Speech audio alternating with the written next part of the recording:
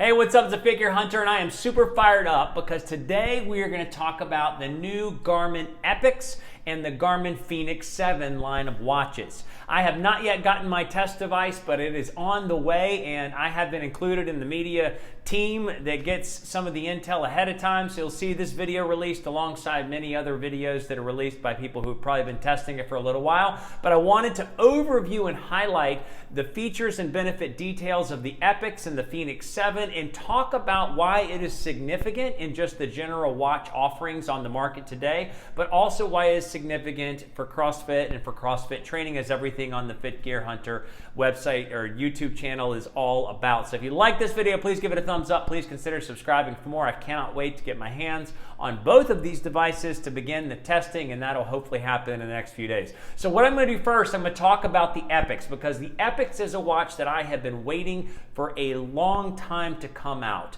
A fully featured training watch that is capable for ins and outs of everything you could do for CrossFit training and for CrossFit recovery and wellness, coupled with a beautiful AMOLED screen, a strong exterior body, and a long battery life. So we're going to talk about what features of the Epix are here today, and then what features of the Fenix 7 are here today, and how Epix now includes all the same features, the same benefit lineup of the Fenix 7, but with an AMOLED screen. So that is it right off the bat. It's got a 1.3 AMOLED screen. It's only going to come in a 47mm variant. You're going to be able to choose between a steel casing body or a titanium casing body and a regular glass, Gorilla Glass versus the sapphire glass screen that you can get on it.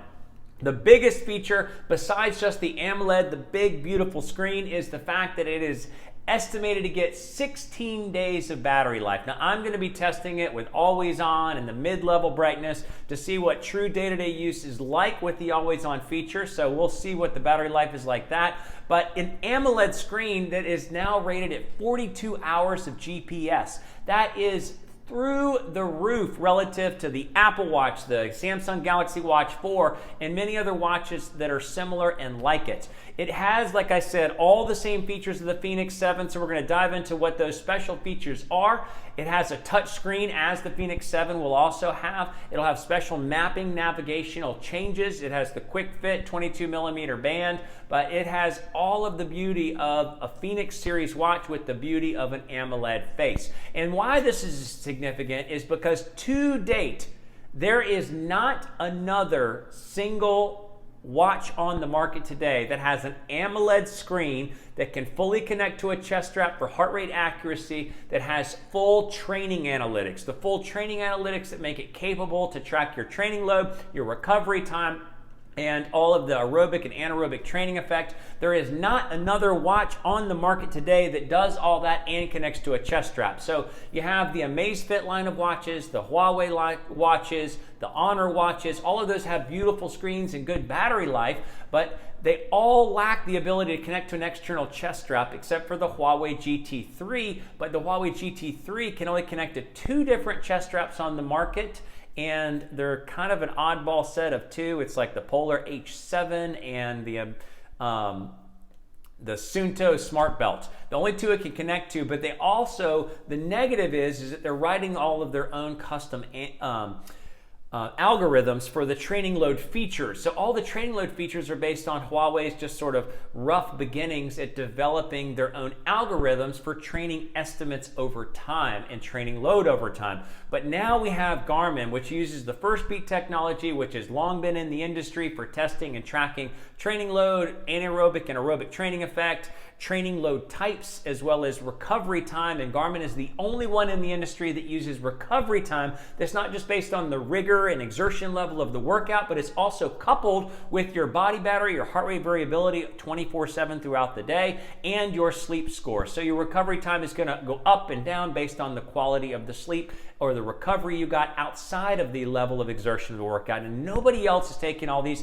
physiological factors into account. So that's why this is the only of its kind. This is the big king in the watch world, in my opinion. So let's talk about what features are new to the Fenix 7. Now, we've all been familiar with the features to the Fenix 6 and all the different aspects there, and all the different mapping capabilities or training capabilities or widgets at a glance and all those types of things. And it's going to have all those same things, but now it's going to get a number of other upgrades. Number one, it's going to get the new Elevate 4.0 sensor, which gives more accuracy, far better accuracy when just wearing it on the wrist, you know, in doing a CrossFit workout, being able to keep up at some level with a CrossFit workout, although I always suggest you connect it with a chest strap. So you have the new heart rate sensor and the new pulse ox, which is much more accurate. You have a new bezel design on the Fenix 7, which takes the big screw holes off the bezel and puts them on the side, which is a much needed improvement because the screw holes just get a little bit old after a while. You have a new tracking physiological metric called real-time stamina, where you can sort of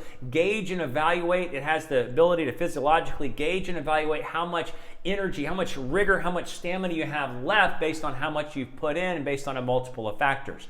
It has an improved activity view. It has ski view maps, which is supposed to be some new high-level ability to map your ski routes. It has multi-band, multi-GNSS for tracking super accurate GPS, and that obviously there's going to be many people that track that. And you have a whole spectrum of solar for all the different variants that you can have. So it'll have the Fenix 7, the 6, the 7S, which would be the smaller version, and the 7X, which is the King Daddy Whopper version. And all of those will now have solar, but the solar has gotten far more improved. It is now estimated to double the amount of impact on battery life than the original solar was capable of. And a feature that was never available on any of the solar variants was sapphire glass for true protection on the glass itself, versus just having the solar glass, is what they called it, which had a little bit less scratch resistance. So now you can get sapphire and solar, and you get double the impact or double the improvement of time on the solar functions themselves, up to 37 days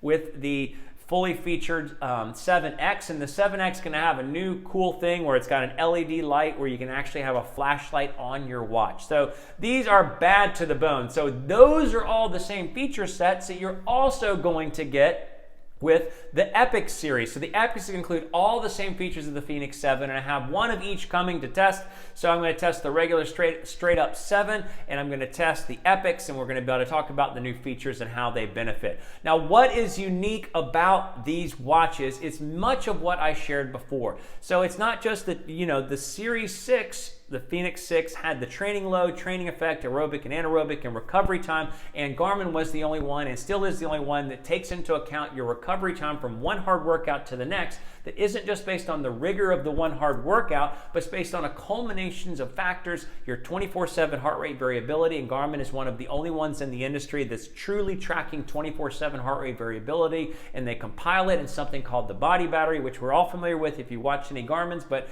it is one of the best physiological tracking metrics you could possibly get for your overall internal wellness.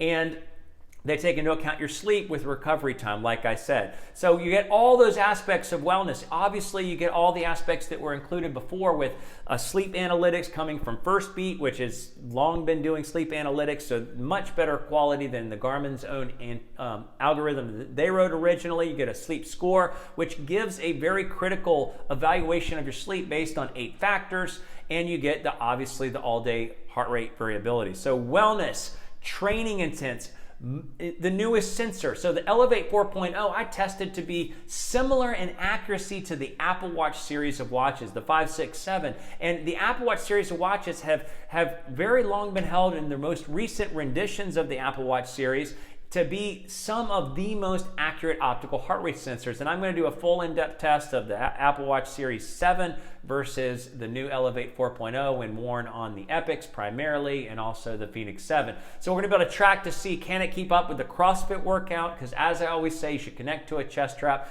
But these optical heart rate sensors are getting better and better and more capable of even keeping up with the CrossFit workout when there's so much flex across the wrist. So when you think about other vendors that are out there, Coros, Suunto, Polar, Apple Watch, Samsung. I don't consider Apple Watch and Samsung quite in the running. Now, Apple Watch has an incredibly accurate optical heart rate sensor, but you have to try to piece together 6 different, third-party apps to get little bits and pieces of the full set of analytical data, both on the wellness side and on the training side, that you get all in one from the Fenix 7, from the Garmin Fenix 7 and the Garmin Epix. So you in one watch can get all of the training aspects you could possibly want, all of the wellness aspects, and I would say even more in-depth wellness and training aspects than you could even piece together on the Apple Watch series, even using multiple third-party apps. The Samsung Galaxy 4 is not in the running, not really competitive when it comes to even piecing together those things from the Google Play Store, because you can't get the quality of all the details. You can't get all the details even to sort of try to put together your training and your wellness aspects that you get all in these new Garmin watches. Now, if you compare it to Coros, Coros developed the Evo Labs, and it's a very training intensive, and it really does a good job with your training load over time, your recovery time estimates. It doesn't take into account those other physiological aspects, but it does a good job with the base level of training rigor and your training load over time and your fitness growth over time. But Coros fails incredibly on the wellness side. They basically only on the Vertex 2 can you track your heart rate variability. You can sort of take a measure in the morning and then compare it one morning to the next to sort of get a sort of a bird's eye view of if your body's recovered or not recovered. But that is not 24/7. That is not tracking your stress throughout the day. That is not giving you nearly enough insight, and their sleep tracking is not worthwhile for really developing your overall wellness and your overall recovery. Suunto takes into account some of First Beat analytics, but they're trending or transitioning to their own algorithms, so you can get more of a full picture. But even on their sleep, you just get the quality of sleep, like a percentage quality, but you don't get to look into the depth of details and insights. You don't get to see all the factors, and the heart rate variability is similar to the body battery. When it tracks resources all day long, it can track your heart rate variability, but their sensors have gotten more and more poor on recent releases of watches, and so you have to question if the information is accurate. Polar has a great job at combining wellness aspects and training aspects. On the training side, it's a little bit of a simplified analysis. The training rigor is just a single digit score, single number score to evaluate the cardio load you put on your body, and the training load tracking is a little bit simplified, and then it's just tracking like a numeric value for your average score throughout the last 7 days versus the last 28 days. So it's not giving you any training load detail. It's not giving you an evaluation of anaerobic versus aerobic impact on your body, and those are now becoming more prevalent or more useful in your full training picture. And then on the wellness side, Polar does a great job with taking a snapshot in your night and doing a nightly recharge, but it's only looking at a 4-hour block of time, typically an hour after you fall asleep for 4 hours following, to be able to track your heart rate variability, your respiration rate, and your quality of sleep on the physiological side to evaluate your full recovery. Now, they do a great job packaging it into one big, easy to understand evaluation of how much recovery you experienced. And then on the other side of the wellness, they have an orthostatic test where you can put on a chest strap, take a 3-minute test in the morning, and do that every single morning to be able to see if you're fully recovered, to be able to enact what they call the Recovery Pro. But at the same time, it takes a lot more work. It's not more automatic, and it has to be forcibly measured versus automatically measured on the watch. And that's why Polar doesn't compete as well. So Garmin really is taking into account the broadest set of physiological factors of any watch manufacturer on the market today. And now they are adding not just the Fenix 7 with some new real-time stamina features, some new other features, but now they're adding it all in an AMOLED screen that has the full sort of rigor as far as the durability we might want for CrossFit when it comes to a full metal bezel or a full titanium bezel and a full sapphire glass screen, coupled with a 16-day battery life. Even if it's like 6 days of battery life, to be able to accomplish all of those physiological things is just off the charts ahead of the others. So stay tuned for more. I cannot wait to get my first devices. I'll do an initial hands-on and sort of show you the watches side by side and compared to the regular Fenix 6, and then we'll go into in-depth analysis from there. So please stay tuned for more. As always, the Fit Gear Hunter, thanks so much for watching.